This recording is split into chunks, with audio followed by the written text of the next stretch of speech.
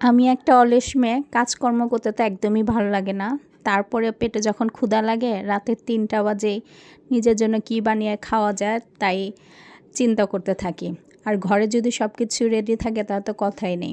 যাই হোক, পেঁয়াজটা লাল করে এটার মধ্যে আমি একটা ডিম দিয়ে দিয়েছি। এটাকে একদম ভালো করে লাল করে নিব। লাল করার পরে মুরগির বুকের মাংসটা আমি সবসময় তুলে রাখি ফ্রিজে, সময়টা কাজে দেয়। গাজর কুচিও ছিল, সেটাও দিয়ে দিলাম। মুরগি দিয়ে দিলাম, আর এটাতে টমেটো সস, টেস্টিং সল্ট আর কিছু কাজু বাদাম এটা একসাথে মিক্সড করে রেখেছিলাম, এটা দিয়ে দিলাম কাঁচামরিচ, দিয়ে দিলাম কিছু খোলা পেঁয়াজ কুচি। এভাবে পেঁয়াজটা দিলে দেখতে সুন্দর লাগে। আর দিয়ে দিলাম চাল।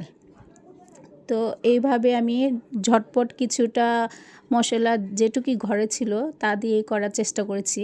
চিংড়ি মাছটা ঘরে ছিল না, চিংড়ি মাছটা ঘরে থাকলে চিংড়ি মাছটা দিলে